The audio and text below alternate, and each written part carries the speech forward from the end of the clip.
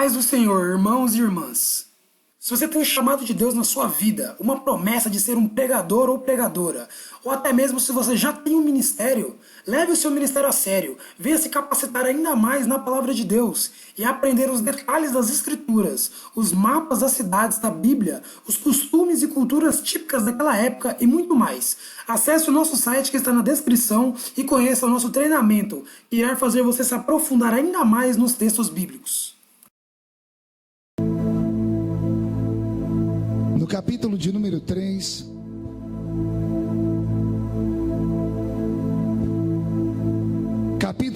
3, versículo de número 8. Enquanto os irmãos estão procurando, eu quero cumprimentar também aqui a cantora Mariane, seu esposo Silas. Fazia tempo que eu não via vocês também. Ela continua bonita, mas você tá um caco. Você tem que cuidar dele também. Não pode pegar todo o dinheiro e investir em você. Tem que ajudar ele, coitado. Me botou um bigode ali que só Jesus na causa. Brincadeira, tá bonitão, parecendo um cantor de pagode, né? Deus te abençoe, Silas. Somos amigos de longa data, né?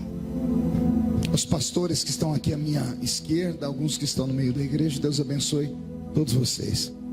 Eu estou precisando de um pouquinho de ganho de voz aqui. Onde é a sonoplastia, Roberto? Lá atrás. Você consegue me dar um pouquinho de ganho de voz aqui? Minha voz não é bonita igual a do pastor, não é afinada igual a da Mariana. Minha voz é uma taquara rachada, né? Então me ajude aí. Como é que é o nome da pequenininha que cantou aqui? Sofia. Ah, se eu tivesse a voz que ela tem, né? Eu fui falar para ela, como você canta bonito. Ela olhou para mim e disse, e você prega muito. E dá um beijo, né? Muito fofa. Deus abençoe. João capítulo 3, versículo de número 8. Quem encontrou, diga amém. Está escrito: o vento sopra onde quer, ouves a sua voz, mas não sabes de onde vem e nem para onde vai. Assim é todo aquele que é nascido do Espírito. Eu vou ler de novo para ver se todo mundo acompanha. O vento sopra onde quer, ouves a sua voz, mas não sabes de onde vem e nem para onde vai. Assim é todo aquele que é nascido do Espírito. Fecha a Bíblia, coloque no banco, na cadeira. Os que estão assentados, fiquem de pé, por gentileza. E pegue na mão da pessoa mais perfumada do seu lado. Ainda dá tempo. Aperte a mão dele ou dela com um carinho até eles falarem aleluia. Pentecostal que não faz barulho está com defeito de fabricação, não é? Vamos orar? Pai, nós te exaltamos, nós te glorificamos. Nós entendemos que dentro de alguns minutos, e esta linda igreja ficará pequena para o tamanho da glória que o Senhor vai mandar do alto dos céus. Os que vieram tristes começarão a saltar de alegria. Os que vieram se arrastando não voltam se arrastando para casa. Hoje voltarão voando nas asas de um novo tempo. E antes que eu comece a ministrar a sua palavra, cerque essa igreja com a sua glória. E num raio de 5 quilômetros, onde houver um demônio alojado, eu dou a esses demônios segundos para sumirem daqui, porque se não sumirem, serão queimados pelo poder da sua glória que aqui será derramada. Rasgue os céus sobre Mongaguá nessa noite. Manda anjos de fogo descerem aqui. Que estes anjos desçam trazendo brasas de fogo nas mãos. Comecem a esparramar estas brasas entre nós. E onde houver um crente cheio do Espírito Santo, pega ele nesta noite, Jesus, e mostra o caminho da verdadeira e poderosa adoração. Fala conosco, fica conosco. É o que eu te peço agora e sempre. E toda a igreja diz amém. Os que podem, tomem o seu assento aplaudindo a Jesus porque Ele é bom. Alguém poderia, por gentileza, chamar um assessor meu que chama Márcio? Deve estar aí na rua comendo pipoca, alguma coisa. Tem como chamar ele? Chama Marcinho. Tem que ser bem rápido. Isso. Ah, você está aí, Marcinho? O que você está fazendo aí em cima? Eu preciso que você vá ali e ajude o rapaz no som para mim. Só para o som ficar um pouquinho mais equalizado com a minha voz. Se o sonoplasta permitir, é claro. O moço que trabalha comigo conhece o meu timbre de voz. O Marcinho já devia ter feito isso, né? Aliás, antes dele, o Roberto já devia ter feito isso, né? Mas o Roberto não tem tempo, chega aqui e fica apaixonado com a beleza da igreja e esquece que tem que trabalhar, né, Roberto Marinho? O nome dele é Roberto Marinho. Ó, como o inimigo é furioso com a minha vida. E eu brigo com a Rede Globo. Aí vem Jesus e me dá um tecladista que chama Roberto Marinho. Não, eu joguei pedra na cruz. Nós vamos trocar o nome dele, né? Nós estamos pensando em fazer uma dupla, né? Sepultura e cemitério, né? Marcinho, eu vou conversando até você equalizar o som aí, tá bom? Pastor Roberto trabalhava nos Estados Unidos da América com o pastor Benny Hinn. Aí deixou o pastor Benny Hinn, veio para o Brasil trabalhar com o pastor Benny Ruim, que sou eu, né? Deus te abençoe, viu, Roberto? No final da pregação, se o pastor permitir, o Roberto vai ministrar um louvor para nós bem bonito. Eu ando meio cansado, estava dizendo ao pastor, eu estou ficando velho, né? Ele me deu aqui uma caneca, foi a irmã Carminha, né? Quem é a irmã Carminha? Cadê a irmã Carminha? Obrigado, irmã Carminha. Mandou uma foto aqui de quando eu devia ter uns 5 anos de idade aqui.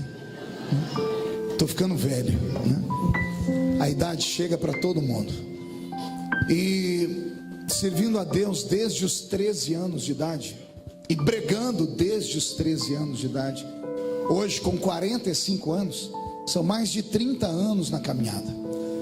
E eu não trago na minha memória, desde a minha infância até os dias de hoje, a lembrança de um culto que Jesus tenha faltado à reunião. Alguns entenderam, outros não, eu vou melhorar. Eu quis dizer que desde criança até os dias de hoje, eu não me lembro de um culto que Jesus tenha sequer chegado atrasado à reunião. Muitas vezes, por motivo de força maior, somos obrigados a chegar no culto depois que ele começa. Às vezes, somos obrigados a sair do culto antes dele terminar. Mas Jesus nunca fez isso. Ele sempre chega quando o primeiro crente chega. E ele só vai embora quando o último crente vai embora. Isso quando ele não encontra aqueles crentes maluquinhos, que eu não sei se tem aqui na Baixada, que amam emendar o culto numa vigília. Porque se ele encontrar os vigilheiros, ele fica com eles até o sol raiar. Tudo isso porque ele deixou na sua palavra uma promessa. Ele disse: esta é a minha igreja, e as portas do inferno não prevalecerão contra ela. Quem pertence a esta igreja, dê um grito de glória a Deus. Roberto, mude a música para mim. Eu abri um texto nessa noite no Evangelho segundo escreveu São João, no capítulo 3 e no versículo 8. Eu poderia aqui gastar um bom tempo contando todo o enredo da história que faz o Salvador da minha e da sua alma vociferar, predicar, profetizar esse versículo tão lindo que li. Mas eu não tenho tanto tempo assim. Jesus se encontra com um homem importante do seu tempo, Dr. Nicodemos. Dr. Nicodemos era um homem instruído, um homem rico, um homem importante. Era um sacerdote da lei, era advogado. Era um homem que pisava tanto na sinagoga quanto dentro do sinédrio. Era um homem envolvido com a vida religiosa e com a vida política do reino de Israel. Era um homem extremamente importante, acima de qualquer suspeita. E esse homem vai ter com Jesus na calada de uma madrugada. Na madrugada, depois dele revelar que Jesus era de fato alguém enviado dos céus, ele mantém um diálogo com Jesus, e eu penso que ele pregou para o Salvador. E depois de ter pregado, esperando aplausos, esperando gritos de glórias a Deus e aleluia, esperando alguém dizer a ele: você é perfeito, ele teve que ouvir da boca do Senhor Deus, encarnado homem, Jesus Cristo, se aproximar dele e dizer assim: de tudo que eu ouvi você falar e das histórias que eu ouvi você sobre fazer, só te falta uma coisa. E Jesus dá o golpe de misericórdia. Só te falta nascer de novo. Quando a gente lê isso, nós não temos o entendimento da extensão do que Jesus está falando. Jesus não está falando para uma prostituta, não está falando para um bebum, não está falando para um corrupto, não está falando para um assassino, ele não está visitando uma cadeia pública. Ele está falando para o maior líder religioso de Israel. O pastor presidente do ministério judaico daquele tempo era Nicodemos. Era o principal dos sacerdotes, mestre da lei, homem que falava sobre céu e inferno com muita facilidade, homem que tinha autoridade da vida e da morte nas mãos. E depois de ouvir o doutor Nicodemos expor o seu conhecimento bíblico, filosófico, Jesus disse assim: na minha avaliação, só te falta uma coisa: você precisa nascer de novo. Você consegue imaginar isso? Uma coisa, como eu disse, é falar para alguém que está com a vida caída, destruída, desgraçada. Agora dá uma olhadinha para a criatura que está do seu lado esquerdo aí, do seu lado direito. Olha que crente santo você tem aqui. Não é verdade? Dentro da igreja todo mundo faz cara de piedade, né? Tem uns que eu olho daqui de cima e sou capaz de revelar que tem uma auréola na cabeça, né? É quase um santo barroco.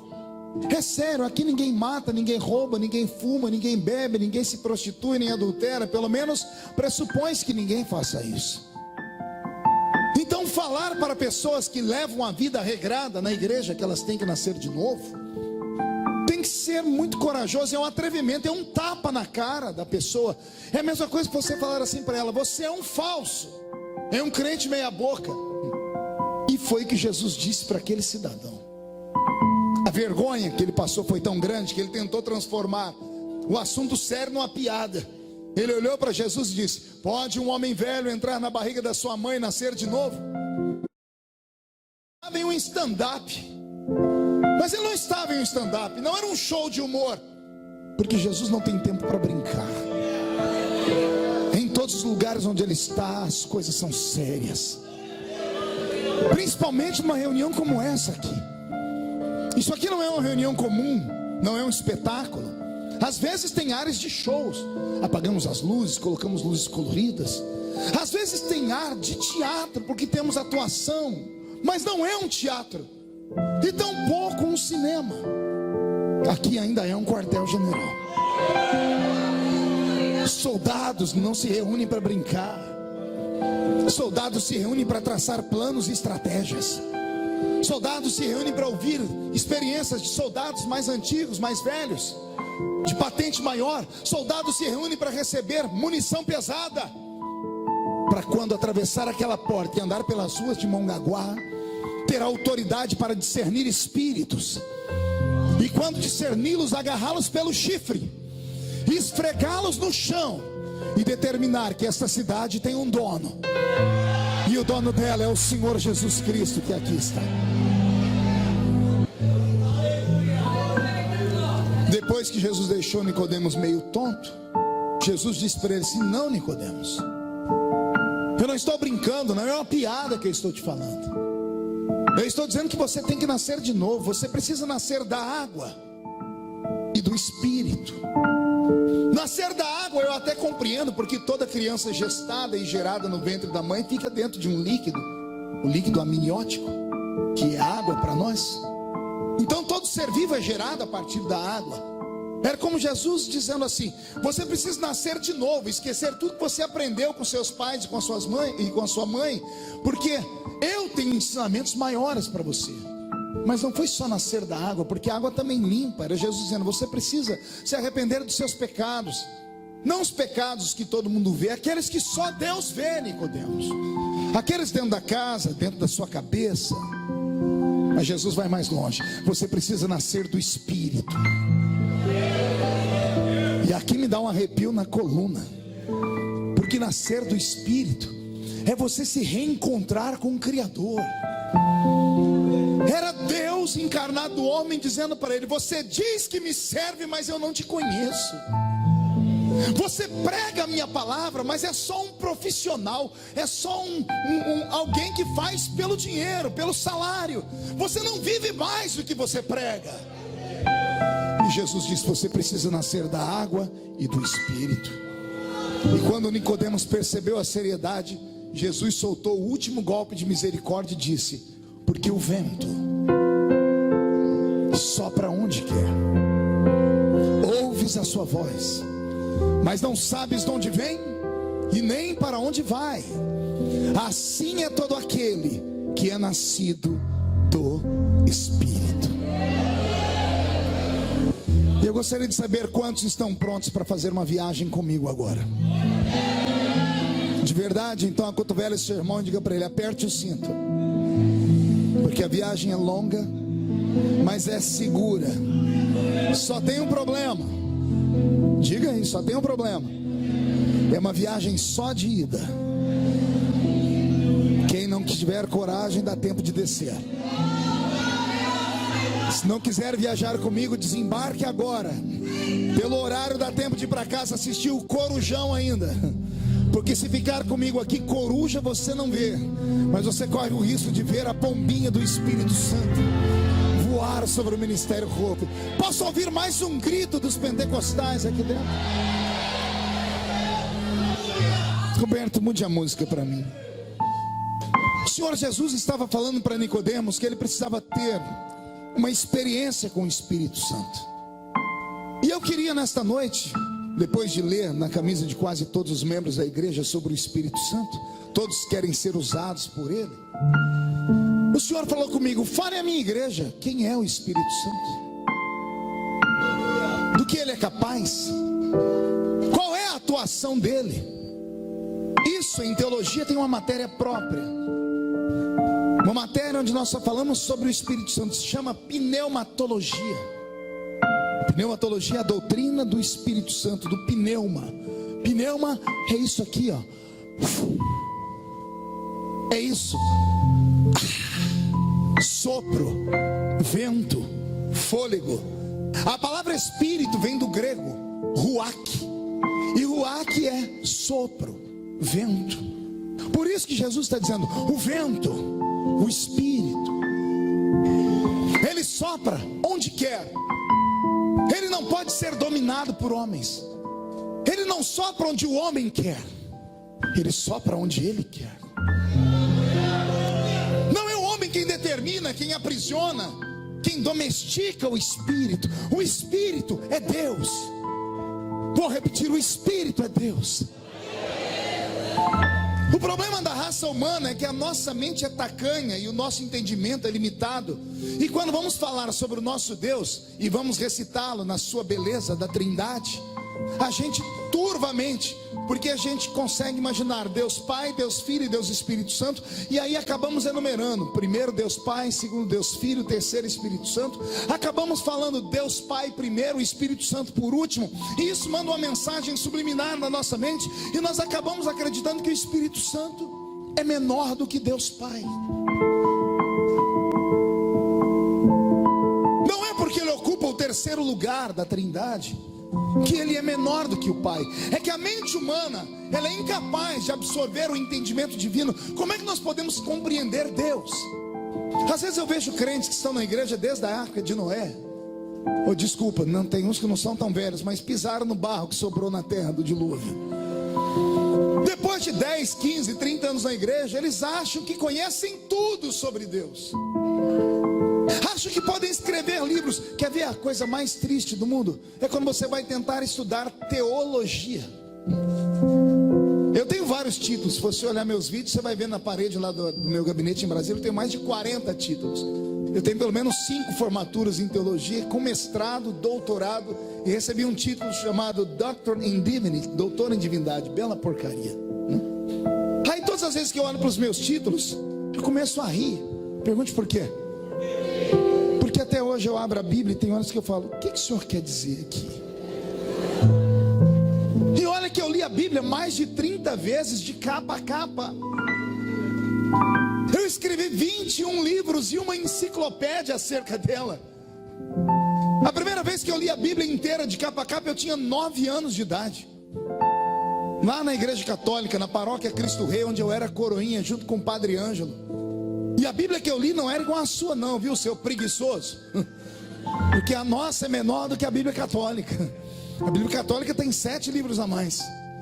E desde então, apaixonado por esse livro, lendo esse livro, até hoje eu me pego assustado quando eu leio alguns textos que eu falo, como é que eu nunca percebi isso aqui? Eu digo isso porque eu sou acostumado a ler livros grandes, grossos. Eu não leio só a Bíblia, eu leio de tudo. Eu leio livros de filosofia, de psicologia, de psiquiatria, leio livros de política, leio livros de todas as esferas possíveis. Leio livros de romance, leio Dan Brown, leio outros mais que se eu citar aqui, alguns vão ficar escandalizados. Eu leio de tudo.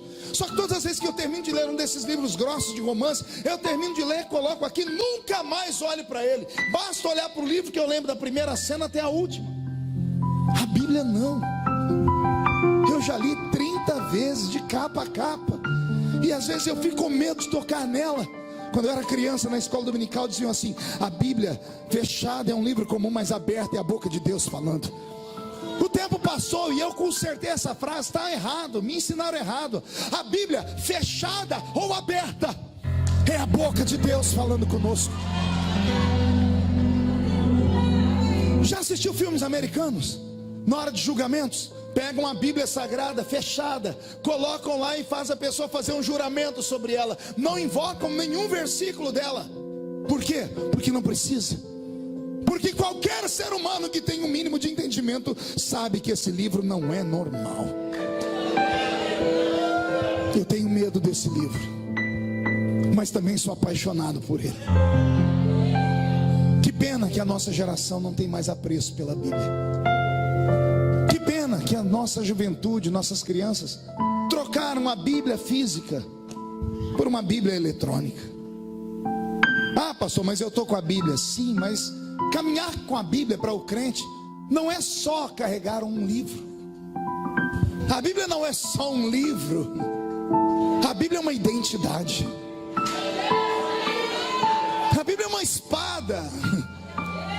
Quantas vezes com a Bíblia na mão, sentado num banco esperando o ônibus, às vezes na beira da praça, na hora do almoço lendo, sentou alguém e disse, o que tem aí? E abrindo a Bíblia diz, aqui está escrito que Jesus te ama.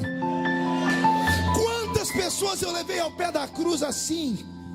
Deixa eu deixar aqui um recado para os jovens, não se envergonhem da Bíblia, porque Jesus deixou escrito assim, se você se envergonha de mim diante dos homens, um dia eu me envergonharei de ti diante do meu Pai.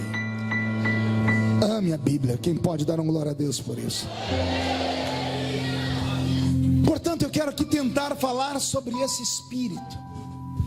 Quero tentar dar ao Espírito Santo nesta noite, aqui nessa linda igreja, na igreja Hope, o verdadeiro lugar a Ele. Eu já me emociono só de imaginar a alegria dele.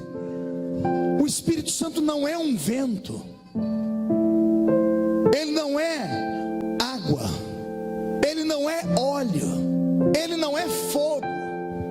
Porque a gente só lembra do Espírito Santo quando faz essas associações: vento, fogo, água, óleo, o azeite do Espírito Santo, o fogo do Pentecoste. Não é assim que fazemos associações? O Espírito Santo não é vento, não é água, não é óleo, não é fogo. Embora o vento, a água, o fogo e o óleo sejam símbolos dele, mas ele é maior do que tudo isso. Ele é Deus. Ele não é maior do que o Pai e não é menor do que o Filho. Ele é Deus. Ele simplesmente, nos dias em que vivemos, na sua extrema educação, porque ele é um cavalheiro, ele é um gentleman, ele se coloca no lugar dele.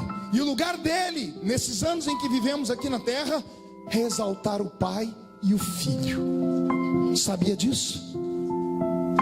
Desde que o mundo é mundo, de Gênesis até os dias atuais, Deus sempre se manifestou na terra em uma das suas formas.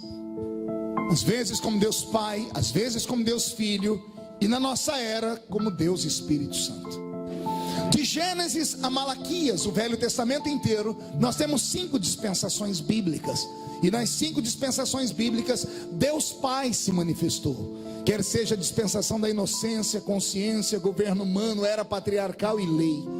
No Velho Testamento inteiro, você só vai encontrar a figura de Iavé, ou de Jeová, Deus Pai. Deus Pai dominou o Velho Testamento inteiro, até que no livro de Malaquias Deus se silencia. E há um período de 400 anos que Deus fica sem falar com a raça humana. Por isso temos 2 testamentos na Bíblia, Velho e Novo. Por que temos uma separação? Porque não há um testamento único. Porque houve um período em que Deus parece ter olhado para a raça humana e desistido de nós. No livro de Malaquias, Deus olhou para a raça humana, lavou as mãos, voltou para o céu, sentou no trono e deu um grito. Pergunte qual? E agora? A quem enviarei? Quem há de ir por nós? Por quê, pastor? Porque Deus desistiu. Era a maneira de Deus dizer: eu fui e eles me rejeitaram. Se me rejeitaram, quem eu envio agora?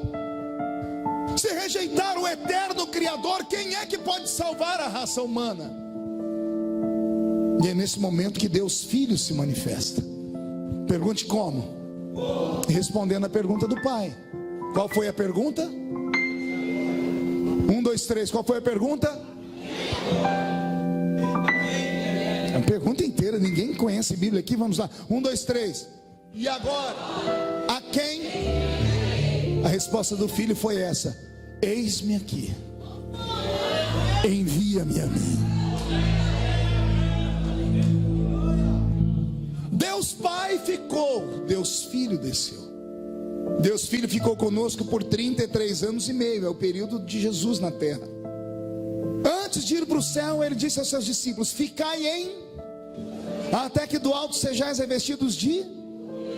E quem foi que desceu em Atos capítulo 2? O Espírito Santo. Só que veja só, enquanto Deus Pai está no céu, Deus Filho está aqui, Deus Espírito está no céu.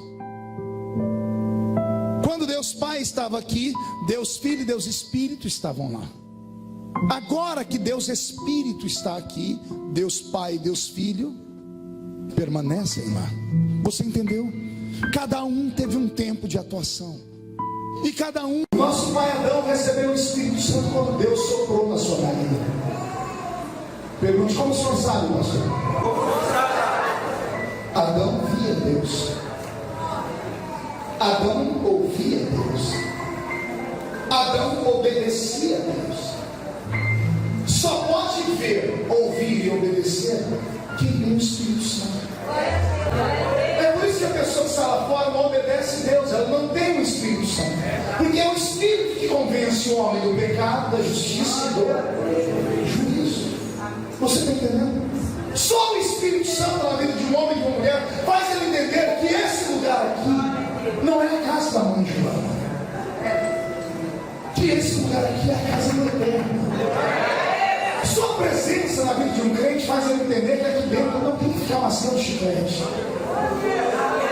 não tem que ficar levantando para ir no banheiro, mandando recadinho para as pessoas. Só o Espírito Santo faz alguém entender que aqui não é lugar de namorar,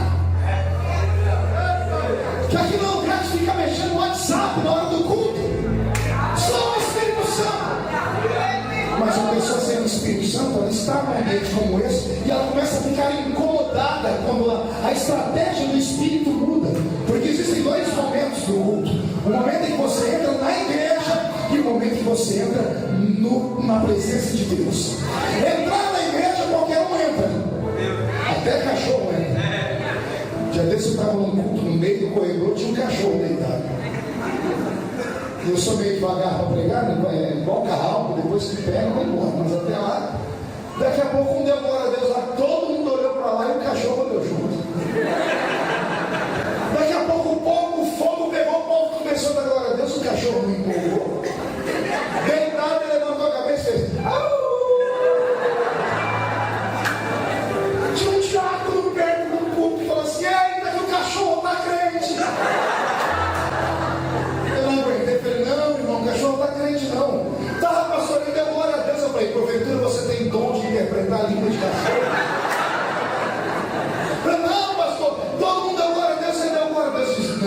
te ensinar. Nenhum animal irracional pode dar glória a Deus. Vou repetir. Nenhum animal irracional pode dar glória a Deus. Mesmo o papagaio, quando diz glória a Deus, não sabe o que está fazendo. Não há animais irracionais inteligentes. Animais vivem por instinto. Está entendendo? Se o papagaio fosse inteligente, ele batia papo com a senhora, perguntava como estava o dia. Não, meu cachorro é inteligente, pastor. Eu falo para ele, deita, ele deita. Ensinaram ele a deitar a troco de um pedacinho de comida. É instinto de sobrevivência. Nenhum animal irracional pode dar glória a Deus. Pergunte por que não pode. Por que não? Porque animal irracional só tem terra dentro dele. Ele é terra, ele é colado na terra. Ele tem terra e alma. Ele só tem instinto, porque alma é instinto, são emoções. Por isso que o cachorro grita, animais choram, porque é instinto. Eles não têm o céu dentro deles. A única raça no mundo da terra que pode dar glória a Deus está na minha frente. E sabe por que você dá glória a Deus? Pergunta para mim, por que, pastor? Por quê? Porque o céu está dentro de você. E o céu que está dentro de você tem nome. Chama-se Espírito Santo.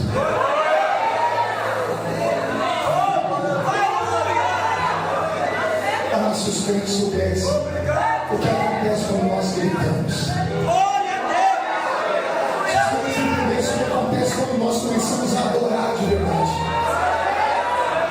Gritos, louvores atravessam o tempo, atravessam o céu atmosférico, atravessam o céu cósmico, entram no terceiro céu onde Deus está, sobem ao trono de Deus. E aí acontece uma metamorfose. Pergunte qual? Deus não escuta a nossa adoração. Agora estou quase no caminho da heresia. O louvor sai da terra em forma de barulho, mas quando chega no céu, ele é transformado, é filtrado, e o que era barulho vira cheiro.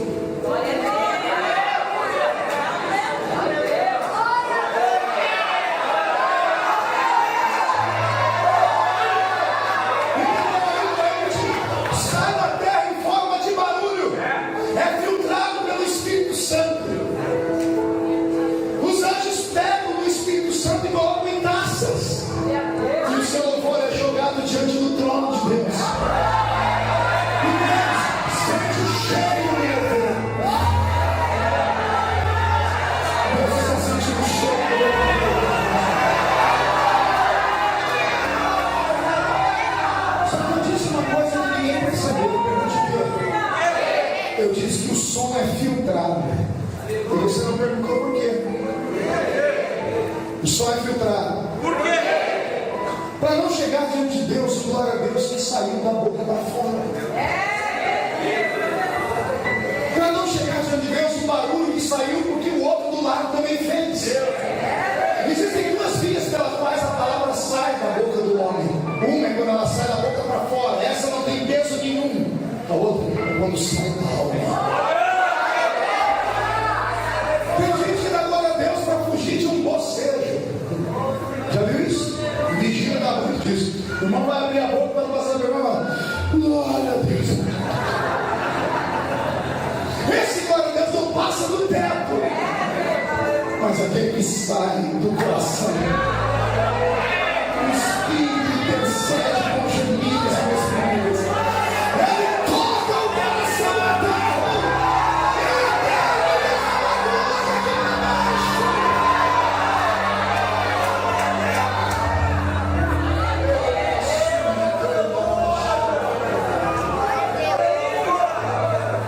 Quando Adão perdeu o Espírito Santo, ele se perdeu. Deus começou a observar a raça humana e Deus percebeu que o homem não podia ter o Espírito Santo. Quando Deus seleciona a família de Noé para trazer o dilúvio sobre a terra e dele salvar a raça humana, Deus diz diz assim a Noé: o meu espírito não contenderá mais com ela. O meu espírito não vai forçar a barra mais com o seu. Naquele dia Deus tirou o Espírito Santo da terra e trancafiou ele no céu. A raça de homens que se levanta após dilúvio é a pior de todas as raças da história. Nimrod, o homem que construiu a Torre de Babel, arquitetou ela, foi um homem tão terrível que casou com a própria mãe. Para isso matou o pai, porque ele tinha um desejo incestuoso pela própria mãe. Os homens que se levantam no Velho Testamento se representam do Espírito Santo não valem nada, só sabem matar, roubar, casar e dar-se em casamento. A raça humana sem o Espírito Santo se tornou uma raça bárbara. Um homem sem o Espírito Santo, o seu símbolo mais preciso na terra, entre os animais, é um suíno, é um porco. Quem já viu um porco aqui? Você já viu algum porco olhar para o céu? Não? Por quê? Por que porco não olha para o céu, igreja? O pescoço dele não tem articulação para olhar para cima. Assim é o homem e a mulher sem o Espírito Santo. Não consegue compreender nada do céu. Para eles é tudo aqui na terra. Por isso se metem sempre em coisa porca e podre. E qual é o símbolo do homem com o Espírito Santo, pastor? Maria. Só fica nas alturas. E quando vê uma tempestade, qualquer ave que vê uma tempestade e tem a mesma força de uma águia, ela tem 3 opções. A águia só tem 2. Pergunte quais as 3. Um pássaro normal vê uma tempestade, você tem a envergadura de uma águia, por exemplo, como uma águia de rapina, que é grande. Ele vai descer, a primeira opção, segunda, atravessar, ou terceira, tentar voar por cima. A águia só tem 2 opções. Nenhuma águia foge da tempestade. Nenhuma águia que está no voo vê a tempestade e desce para se esconder. Ou ela rompe a tempestade pelo meio, chega do outro lado, faltando penas, mas vence. Ou ela voa acima da tempestade. O Espírito Santo está aí? Vê se o Espírito Santo está dentro. Se o Espírito Santo está em você, como é que você consegue ficar o culto inteiro? Como aquele rapaz ali que agora há pouco estava segurando um papelzinho aqui assim. Como é que você consegue ficar o culto sentindo o cheiro de um papel e agora batendo papo com a namorada? Como é que você consegue ficar no culto desse jeito? Naquela velha para a rua, bate papo com a namorada. Aqui é o lugar diferente.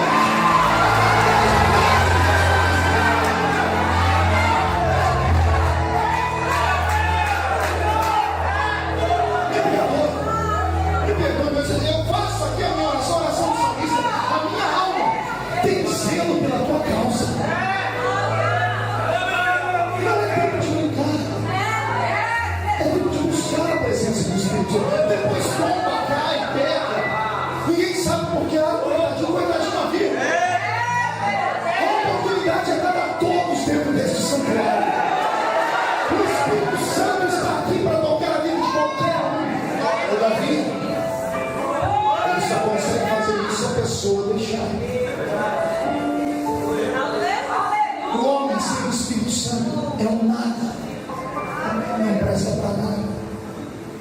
A vida nunca vai dar em nada.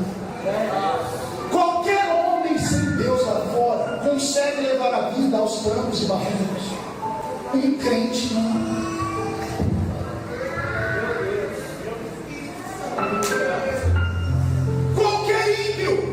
Leva a vida empurrando com a barriga. Do jeito que vai, vai. O crente não. Pergunta por que não? Porque contra nós pesa o inferno inteiro. O diabo não quer os que estão lá fora. Os que estão lá fora já são dele. Ele quer os que estão aqui dentro.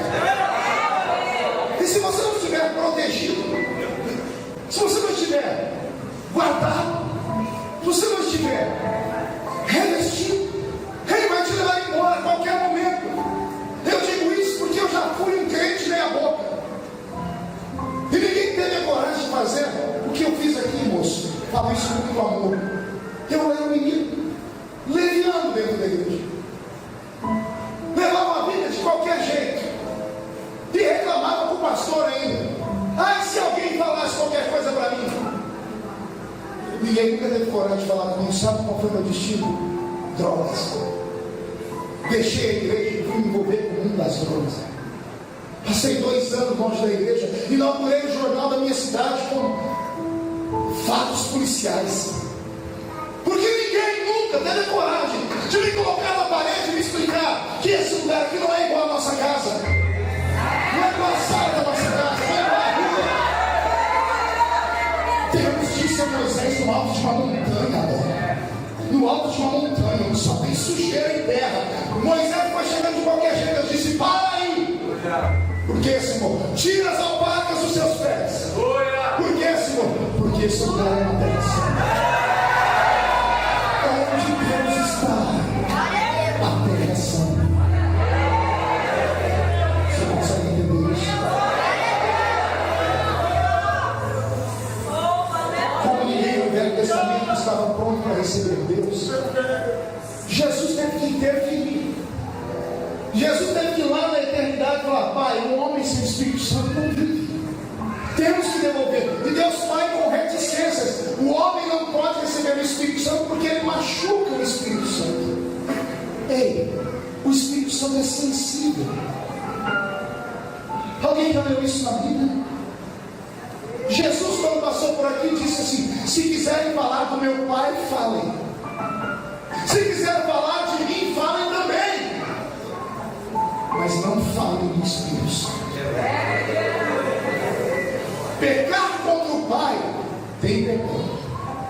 Amaldiçoe Deus, você terá perdão. Pecar contra o Filho tem perdão. Amaldiçoe Jesus, como a raça humana faz, e terão perdão. Mas não peque contra o Espírito Santo. Alguém sabe o que é pecar contra o Espírito Santo? Está aí uma coisa indigesta que nenhum pastor resolve pregar de vez em quando. Pecar contra o Espírito Santo é atribuir ao diabo uma obra que é Deus que está fazendo. Jesus havia acabado de curar um enfermo. Alguém olhou do lado e falou assim: ele está curando demônios por demônios. Jesus ficou de: peraí, quer falar de mim? Fale, mas não fale daquele que está me usando aqui. O que tem de crente com um pé quase dentro do inferno, por serem insensíveis numa reunião como essa, e verem Deus levantar alguém, e a pessoa murmurar dizendo: nossa, eu preciso de tudo isso. Para que esse grito, para que esse pulo, para que esse coreografia? Por que está fazendo isso? Por que está fazendo isso? E lembre que você não está murmurando de mim, você está murmurando contra aquele que está me usando. Não é brincadeira. Jesus intercedeu e Deus ouviu a oração.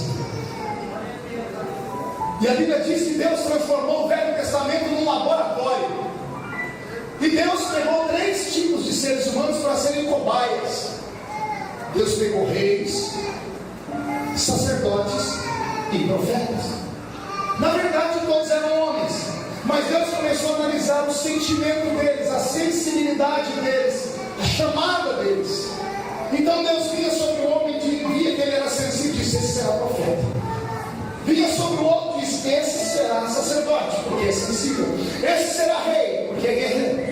E Deus colocava o Espírito Santo sobre eles.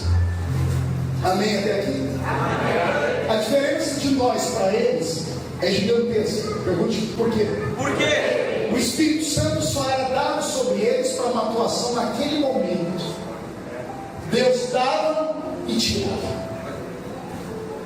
Todo mundo, quando pensa em Sansão, pensa que ele era gigante, né? Fortão, Arnold Schwarzenegger. Não. Pelo que eu leio da Bíblia, Sansão era barrigudo, porque o homem era cachaceiro. Bebia mais do que o meu avô. Esse homem gostava de uma mangaça. Era Sansão. A força de Sansão não estava nos braços, estava no espírito que usava. A revelação que Isaías tinha não estava no homem, na carne, estava no espírito que descia sobre ele. A força que Davi tinha para matar um Golias não estava no seu braço que girou uma funda, estava no espírito que estava sobre ele. Entenderam? Então no Velho Testamento o Espírito Santo era dado sob medida. Diga comigo, sob medida. No Novo Testamento o Espírito Santo é dado sem medida. No Velho Testamento Deus pegava um conta-gotas, chegava no homem e disse: você vai ser usado agora, pingado. Quando o homem recebia aquela dose, ele ficava cheio, pregava, lutava com uma queixada de jumento, matava 1000 homens. Mas quando o Espírito Santo saía, voltava ao normal. Isso no Velho Testamento. No Novo, qualquer um que está aqui tem mais espírito nele do que presença.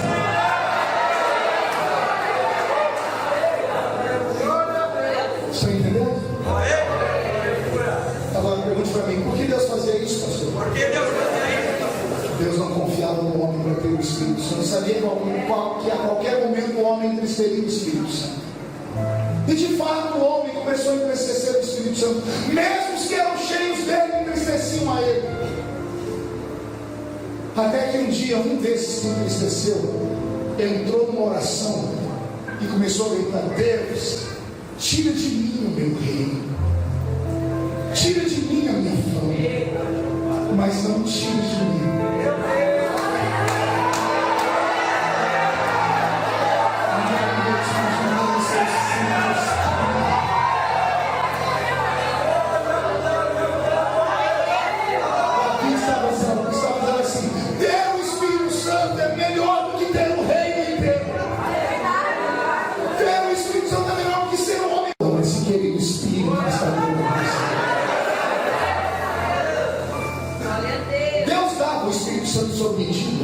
E era tão raro alguém receber o Espírito Santo, que um dia Moisés foi falar com Deus, disse: Deus, falei com meu sogro, eu não estou dando conta de administrar o povo, e ele me deu uma ideia: repartir a carga com 70 homens especiais de minha confiança. Deus ouviu Moisés e disse: gostei da ideia, vou fazer. Só que, ao invés de eu dar uma experiência própria para eles, eu vou retirar o que eu te dei. Você percebeu que está ficando? E vou repartir com os outros. É possível repartir a unção. Não viu? Entendeu? Vou repetir. É possível repartir a unção.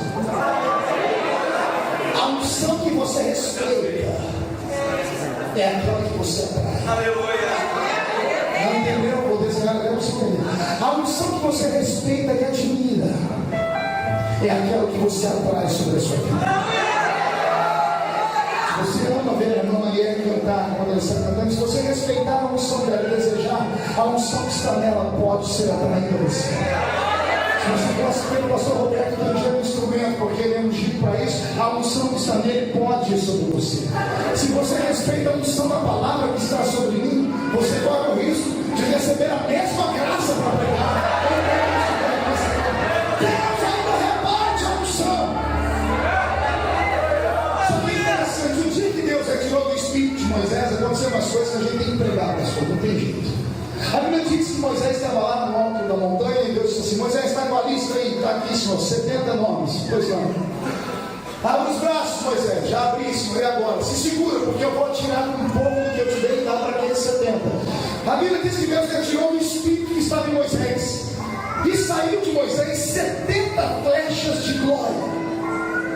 E essas flechas procuraram os alvos, que eram os nomes que estavam no papel. 68 homens estavam dentro do arraial de Israel. O Espírito pegou os 68 e eles começaram a profetizar. Só que 2 estavam fora do arraial, estavam longe dos olhos dos homens. O nome deles era Eldade e Medade.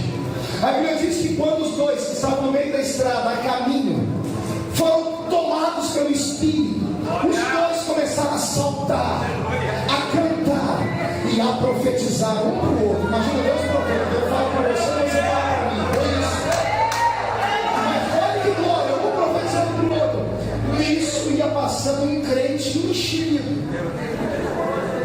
crentes que não tem mongador, só tem na igreja que eu pastorei. Só tem lá em Orlando essa raça. É aqueles crentes que quando vê Deus pegar alguém, ao invés de tentar pegar um pouquinho da glória também, sai com a língua desse tamanho e corre para difamar as pessoas. Esse homem correu até Moisés. Quando chegou na tenda de Moisés, Josué botou a mão na espada e disse: o que você quer aqui?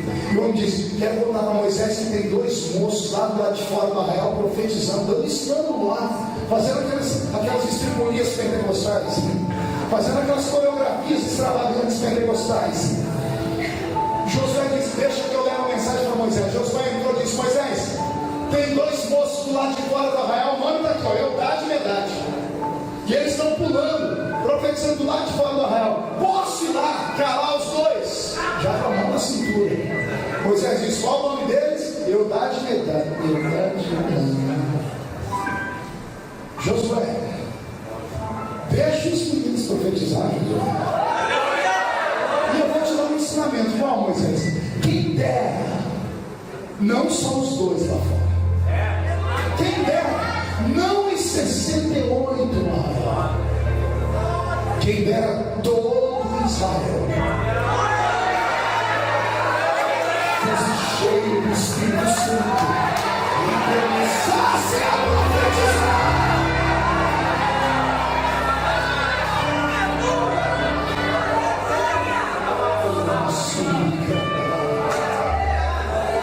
A Bíblia diz que tinha o profeta Ezequiel, ficou 2 horas na beira do rio Quebar assim,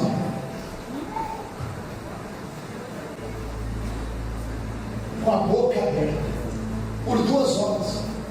Pergunte por quê? Queria profetizar, mas sem o Espírito Santo não dá para profetizar. Ele ficou assim. Mais tarde o salmista vai escrever: abre a sua boca e eu a encherei. Salmo 10. Olha aí. A Bíblia diz que o profeta Eliseu tinha louco para profetizar que Israel estava em decadência, mas o céu não abria, ele gritava e Deus não escutava. E Eliseu foi inteligente. Pergunte o que ele fez. Arrumou um tangedor e falou: toca uma música para Deus, bem bonita. Isso é atrás de música. Toca. E ficou olhando para o céu. Toca.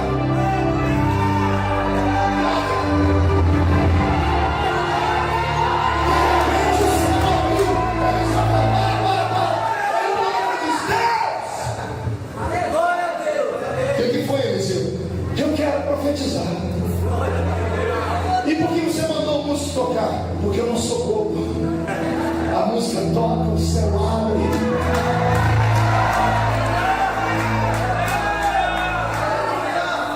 Eu estou diante de profetas e profetisas, sacerdotes e sacerdotisas, reis e rainhas do reino de Deus, homens e mulheres que se entenderam o que eu estou dizendo e forem cheios do Espírito Santo.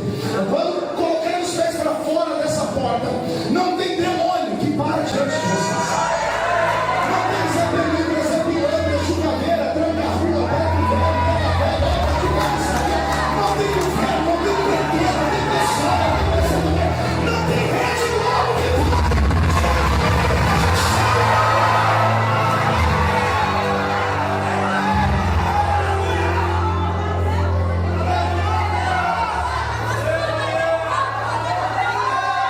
Como é que você acha que eu aguento o trampo nessa minha caminhada?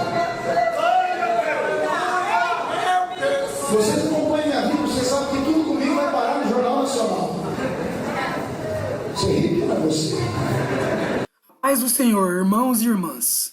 Se você tem um chamado de Deus na sua vida, uma promessa de ser um pregador ou pregadora, ou até mesmo se você já tem um ministério, leve o seu ministério a sério, venha se capacitar ainda mais na palavra de Deus e aprender os detalhes das Escrituras, os mapas das cidades da Bíblia, os costumes e culturas típicas daquela época e muito mais. Acesse o nosso site que está na descrição e conheça o nosso treinamento, que irá fazer você se aprofundar ainda mais nos textos bíblicos. Você nunca se perguntou: meu Deus, onde é que ele arruma força? Uma vez você, na sua oração, diz: Deus, ajuda o teu servo. choraram me vendo em provas e lutas. E aí todas as vezes que eu chego para pregar, as pessoas falam: pastor, conta o seu segredo. Eu digo: conta. Eu nunca passei um dia na minha vida sem notar que o Espírito Santo estivesse dentro de mim, e sem orar nas línguas que Deus me deu.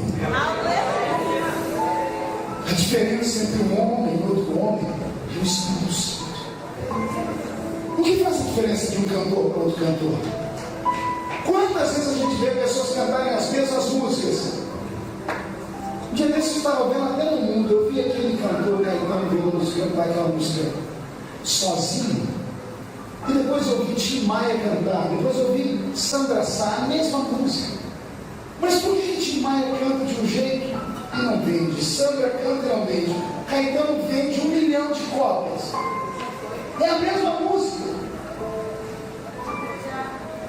Quer saber o segredo? Digita na internet, escreve lá: Caetano conta porque a música sozinho explodiu. E você vai ouvir ele dizer assim: antes de gravar a música eu levei para a mãe menininha do patrão e consagrei, fiz cabeça. Por que os louvores às vezes não funcionam? Um grava, quando a pessoa começa a cantar, o céu desaba. Vem uma outra pessoa que tem uma voz bonita, mais bonita do que a outra, canta e não acontece nada. Pessoas vêm dizer assim: não, o samba está na melodia, porque o estilo pentecostal é meio forró e outra adoração é meio zen. Nada disso. O que faz a diferença no louvor não é o estilo de música, é o vaso que está cantando. É o que tem dentro do vaso. Você está entendendo o que eu estou dizendo? Pedro, sem o Espírito Santo, levou Jesus diante de uma vendedora de rua. Com o Espírito Santo, defendeu a igreja e pregou um sermão que, de cara, lançou a rede e 3.000 pessoas se converteram. Está vendo a diferença de um crente sem o Espírito Santo e outro com o Espírito Santo? Aquele que busca o Espírito Santo recebe. A nossa geração não busca mais nada. A nossa geração quer dançar, cantar, ouvir uma palavra do dia. As igrejas hoje querem mais ouvir um pastor que conte mais piada do que alguém que prega de verdade. A modernidade bateu a nossa porta e abrimos a porta para ela. É possível ser moderno, mas a gente não precisa ser mundano. A gente pode ser para frente, mas não tem que deixar Jesus para trás. As pessoas olham para mim assim: o senhor mudou, mudei a embalagem. Que digam as irmãs que usam bombril aqui. Cadê as irmãs que já compraram bombril aí? Não tinha bombril. O bombril existe há quantos anos? Que usaram para limpar o templo de Salomão. O bombril mudou, mas a embalagem dele está mais nova e moderna, né? Daí está o segredo. Se for mudar, muda só a embalagem. Não muda o conteúdo. O conteúdo ainda é do menino da vida da vida. Eu ainda sou um monte para orar. Eu ainda tenho minhas irmãs e mães de oração. Eu ainda tenho grupos de pessoas que falam com Deus face a face. Esse é o segredo. O segredo é você confiar nele e se encher do Espírito. Como é que eu me encho do Espírito, Senhor? Só tem um jeito. 2 corpos não ocupam o mesmo lugar no espaço. É uma lei física que serve para o Espírito. 2 Espíritos não podem ocupar o mesmo lugar dentro de você. O espírito da sensualidade não coaduna com o Espírito Santo.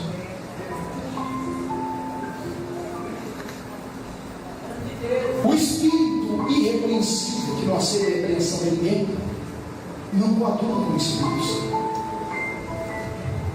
O espírito de meninos e meninas desobedientes a pai e mãe não coaduna com o Espírito Santo. Um espírito de curiosidade que faz você navegar em sites da internet e ver coisas pornográficas a madrugada inteira não coaduna com o Espírito Santo, porque ele é santo. É por isso estamos em extinção. Pregadores como eu são raros.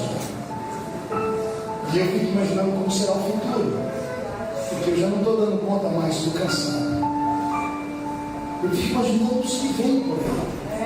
Fico imaginando em que igreja essas crianças que estão aqui dentro vão congregar. Não vale a pena estar num culto sem o Espírito Santo.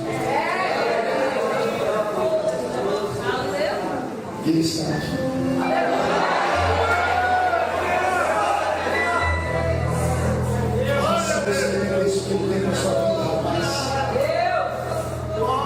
Se você entendesse, menina, o que ele tem para a sua vida, o que ele pode te dar. Dia desse, eu estava lá em Nova York, onde está esse vídeo agora. Estava saindo da ONU, fui uma reunião representando o Brasil, um debate sobre a nação de Israel. E eu saí muito triste porque o nosso embaixador votou contra a nação de Israel. Saí do lado de fora da ONU, tinha um carro da embaixada me esperando, eu dispensei o motorista e fui andar, eu precisava espairecer. Estava triste. Daqui a pouco eu comecei a olhar aquela beleza, porque aquele país é perfeito. E de repente eu ouvi uma voz, eu recebi uma visitação, porque Deus ainda fala.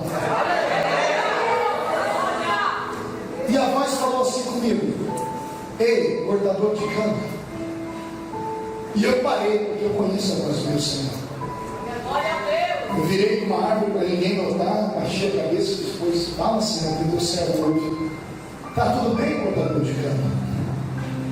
E eu abri um sorriso e disse: está tudo bem, Senhor, por que o Senhor não me chamou de cortador de cana? E o Senhor me disse: para você não esquecer de onde eu te tive. Mas eu não esqueço, Senhor. O Senhor disse: não tira a tristeza do seu coração. Por quê? Porque se eu te transformo um homem de cortador de cana no que eu te transformei, eu posso mudar o Brasil também.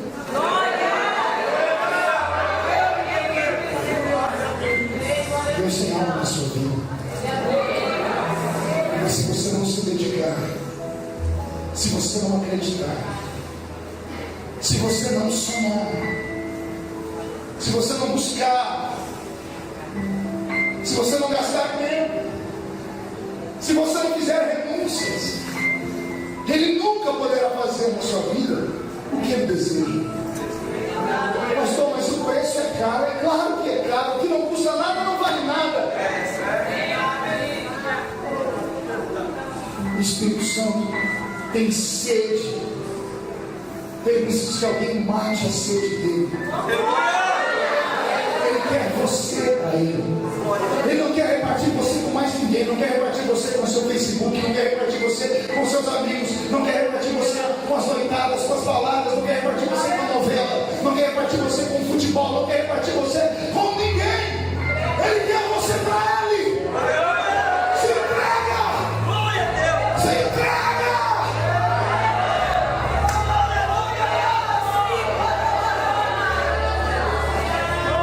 Olha o que Deus fez na minha vida.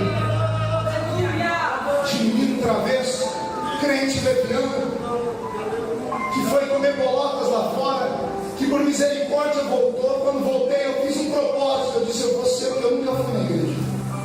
Eu vou ser um homem crente sério. Sabe qual apelido que eu recebi? Santarrão. Beato de igreja. Fanático. E houve dias que eu subi a montanha e disse: Deus, não tem jeito de ser um crente mais ou menos, porque eu já fui um crente ruim, não prestou. Estou tentando ser um crente bom, parece que também não presta.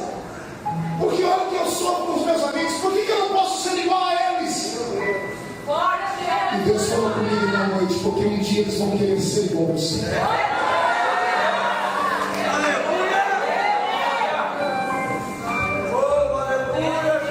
Quando Deus quer levantar alguém, Deus leva a pessoa para a solidão.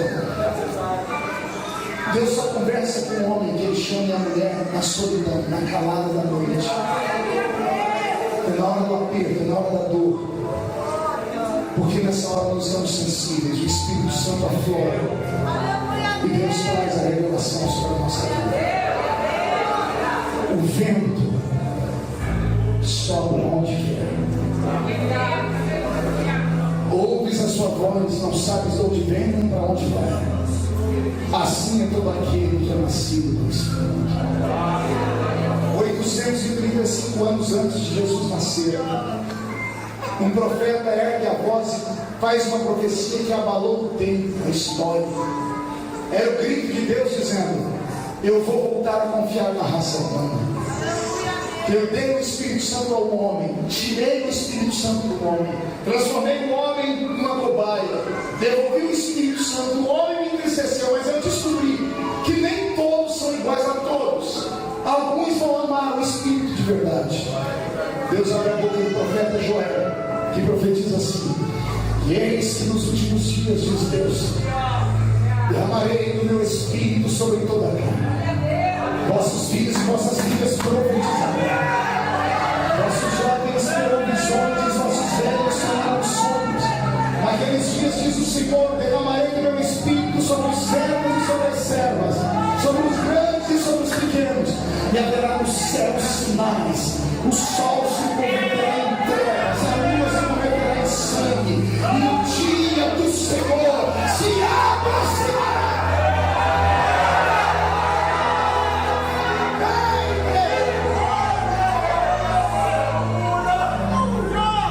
Jesus nasce.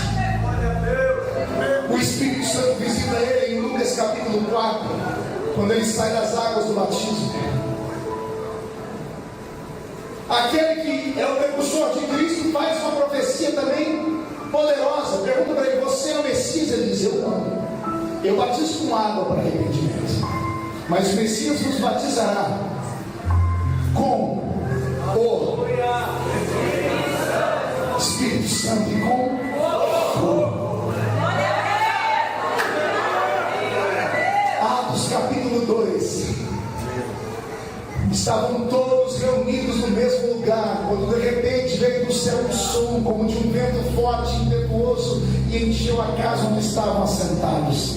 Foram vistos por eles línguas repartidas como que de fogo, as quais foram cheios do Espírito Santo e começaram a falar em outras línguas conforme o Espírito Santo lhes concedia que falassem.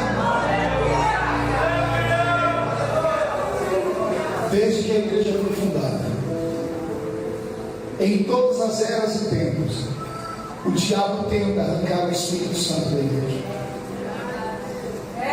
Desde que a igreja nasceu até o século III, houve avivamento.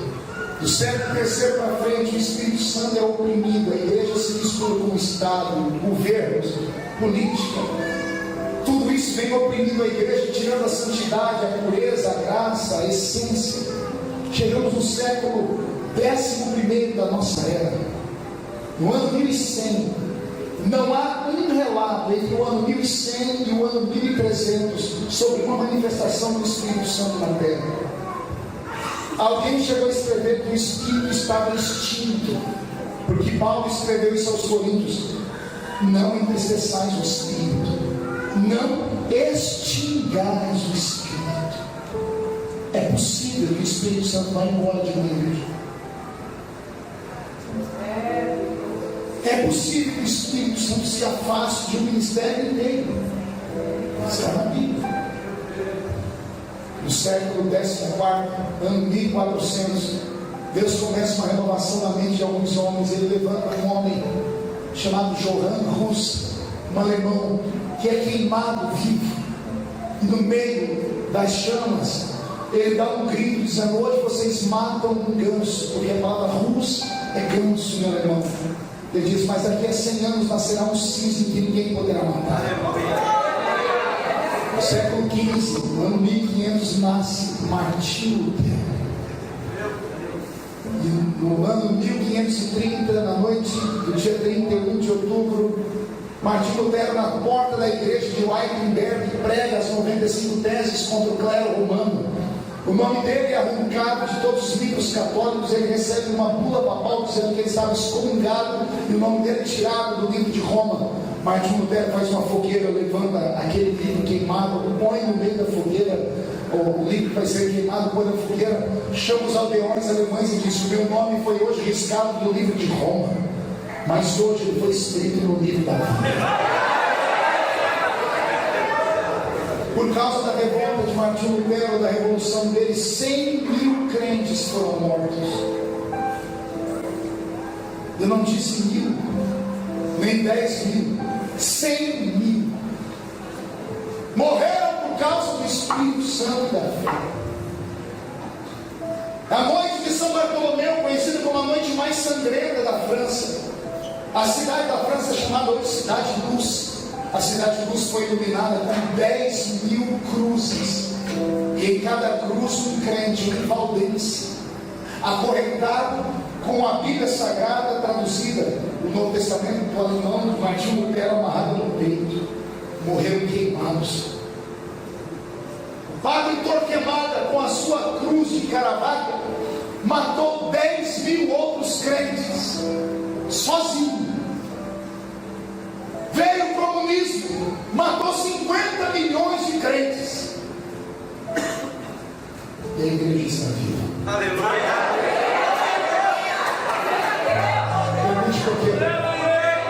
Porque o vento sopra, e o vento quer soprar aqui em Mongaguá,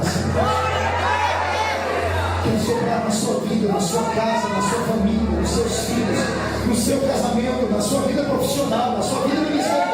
O Senhor quer dar uma renovação sobre a sua história inteira, mas para isso você tem que deixar que o vento tenha liberdade. Aleluia! Você crê nessas coisas? Fique de pé, por gentileza. Feche os olhos. Vou fazer um convite, um só. Eu queria perto desse altar somente homens e mulheres que têm coragem de dizer a si mesmos: eu preciso melhorar.